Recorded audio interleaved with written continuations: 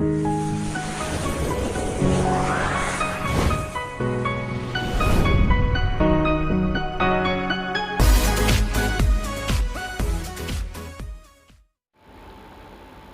Friends, welcome to Swastik academy. आप सभी का हमारे ऑनलाइन चैनल स्वास्तिक अकेडमी में स्वागत है। आज के इस वीडियो में हम बात करेंगे भारत के संवैधानिक विकास से जुड़े महत्वपूर्ण प्रश्नों के बारे में। चलिए शुरू करते हैं। शुरू करने से पहले अगर अभी तक आप लोगों ने हमारे चैनल को सब्सक्राइब नहीं किया है, आप पहली बार देख रहे हैं, तो चैनल को सब्सक्राइब करना बिल्कुल मत भूलिएगा। साथ में बेल आइकन को भी दबा दीजिए। तो पहला पॉइंट है कि रेगुलेटिंग एक्ट पारित किया गया था। रेगुलेटिंग एक्ट जो है 1773 में पारित किया गया था। अगला है, प्रथम बार गवर्नर जनरल ऑफ बंगाल के पद हेतु प्रावधान किया गया था। तो गवर्नर जनरल ऑफ बंगाल का जो पद है, इसका सर्वप्रथम प्रावधान किया गया था रेगुलेटिंग एक्ट 1773, यानी 1773 का जो रेगुलेटिंग एक्ट था, उसमें पहली बार गवर्नर ऑफ बंगाल यानी गवर्नर जनरल ऑफ बंगाल के पद का प्रावधान किया गया था। नेक्स्ट पॉइंट है, रेगुलेटिंग एक्ट के प्रावधानों के अंतर्गत बिहार के लिए एक प्रांतीय सभा की स्थापना कब की गई थी? तो 1774 में। रेगुलेटिंग एक्ट के प्रावधानों के अंतर्गत बिहार के लिए एक प्रांतीय सभा की स्थापना 1774 में की गई थी। भारत में सर्वोच्च न्यायालय की स्थापना किस रेगुलेटिंग एक्ट के तहत हुई थी? तो सर्वोच्च न्यायालय की जो स्थापना थी, ये 1773 का जो रेगुलेटिंग एक्ट था, इसके तहत कलकत्ता में एक सर्वोच्च न्यायालय की स्थापना की गई थी। जो ईस्ट इंडिया कंपनी द्वारा स्थापित उच्चतम न्यायालय के मुख्य न्यायाधीश कौन थे? तो एलिजा इम्फे इसके जो है मुख्य न्यायाधीश थे। ईस्ट इंडिया कंपनी द्वारा स्थापित सुप्रीम कोर्ट जो था, उसके मुख्य न्यायाधीश थे एलिजा इम्फे। इंपॉर्टेंट क्वेश्चन है, कई बार एग्जाम में पूछा गया है। अगला क्वेश्चन है, भारत का गवर्नर जनरल को एक्ट के द्वारा अपनी समिति के निर्णय अस्वीकार करने का अधिकार मिला। यानी भारत के जो गवर्नर जनरल थे, उन्हें किस एक्ट के द्वारा अपनी समिति के निर्णय को अस्वीकार करने का अधिकार मिल गया? तो 1786 का जो एक्ट था, उसके तहत भारत के गवर्नर जनरल को अपनी समिति के निर्णय को अस्वीकार करने का अधिकार मिल गया।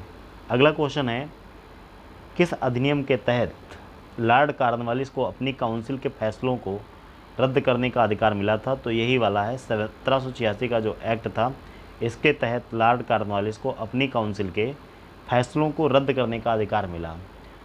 नेक्स्ट है,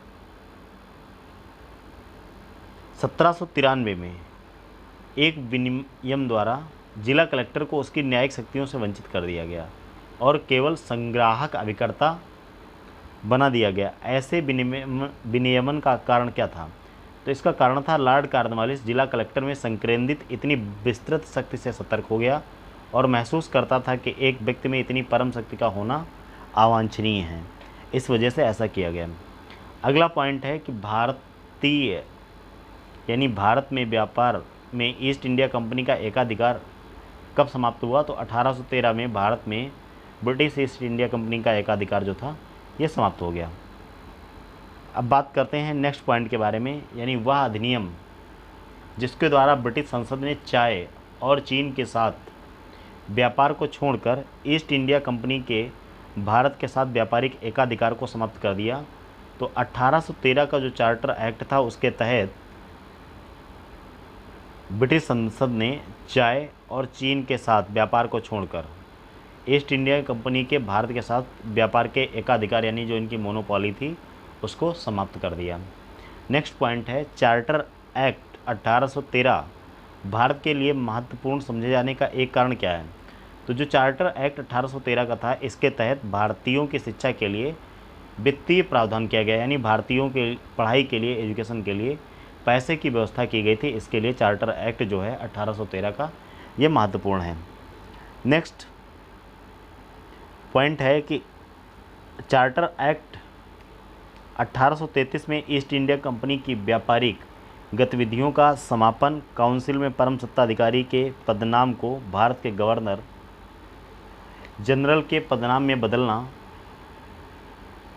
काउंसिल में गवर्नर जनरल को विधिकर्ता की सभी शक्तियां प्रदान करना तथा गवर्नर जनरल की काउंसिल में विधि सदस्य के रूप में भारतीयों की नियुक्त प्रावधानों में से कौन सा नहीं था?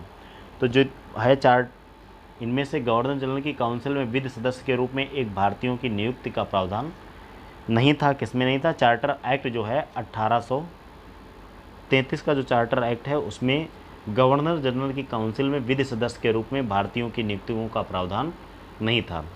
नेक्स्ट पॉइंट है कि लोक सेवा की परीक्षा जो इंग्लैंड तथा भारत में एक साथ कराने की संस्तुत किस रिपोर्ट के द्वारा की गई? इंपॉर्टेंट पॉइंट है, कई बार पूछा भी जाता है। तो जो लोक सेवा, सिविल सेवा जिसकी बात की जाती है, ये मॉन्टेग्यू चेम्सफोर्ड रिपोर्ट के द्वारा इनकी परीक्षा भारत तथा इंग्लैंड में एक साथ कराने की संस्तुत यानी इनकी रिकमेंडेशन की बात की गई। अगला पॉइंट है कि नागरिक सेवाओं के लिए प्रतियोगी परीक्षा प्रणाली को स्वीकार कब किया गया? तो 1853 में, 1853 में सिविल सर्विसेज के लिए प्रतियोगी परीक्षा को सिद्धांता स्वीकार कर लिया गया। नेक्स्ट पॉइंट है कि पहली बार भारत में एक क्रियाशील विधान परिषद का सृजन किया गया। पहली बार भारत में एक क्रियाशील विधान परिषद का सृजन चार्टर एक्ट 1853 के द्वारा किया गया। चार्टर एक्ट 1853 से महत्वपूर्ण क्वेश्चंस पूछे जाते हैं, चाहे वो आपका पीसीएस हो या फिर समीक्षा अधिकारी हो या यूपी का कोई भी एग्जाम हो, चार्टर एक्ट से क्वेश्चंस आते हैं। नेक्स्ट पॉइंट है कि ब्रिटिश सरकार अंतिम रूप से भारत एवं इंग्लैंड में एक ही समय साथ साथ इंडियन सिविल सर्विसेज यानी आईसीएस की परीक्षा आयोजित करने हेतु सहमत हुई। कब? वर्ष 1922 में, 1922 है। वर्ष 1922 में ब्रिटिश सरकार फाइनली भारत और इंग्लैंड में एक साथ भारत इंडियन सिविल सर्विसेज की परीक्षा आयोजित करने के लिए सहमत हुई। कब? 1922 में सहमत हुई थी। अगला है कि मिलान करना है कि नियंत्रण परिषद की स्थापना किसके तहत की गई? तो पिट्स इंडिया एक्ट जो 1784 का था उसके तहत नियंत्रण परिषद की स्थापना की गई। अगला है सर्वोच्च न्यायालय की स्थापना। अभी रेगुलेटिंग एक्ट 1773 के तहत अभी मैंने आपको बताया कि कोलकाता में एक सर्वोच्च न्यायालय की स्थापना की गई जिसके मुख्य न्यायाधीश जो थे इल्जा इम्पे थे। अगला है कि ईसाई मिशनरियों को भारत में कार्य करने की अनुमति किस एक्ट के तहत दी गई? तो ईसाई मिशनरियों को भारत में कार्य करने की अनुमति जो है चार्टर एक्ट 1813 के द्वारा दी गई। ये चार्टर एक्ट से रिलेटेड जो महत्वपूर्ण पॉइंट है इनको याद रखिएगा, इससे क्वेश्चंस पूछे जाते हैं अक्सर। अगला पॉइंट है गवर्नर जनरल परिषद में कानूनी सदस्य की नियुक्ति किसके द्वारा की गई? तो गवर्नर जनरल परिषद में कानूनी सदस्य की नियुक्ति चार्टर एक्ट 1833 यानी जो 1833 का चार्टर एक्ट था उसके द्वारा गवर्नर जनरल परिषद में कानूनी सदस्य की नियुक्ति की गई।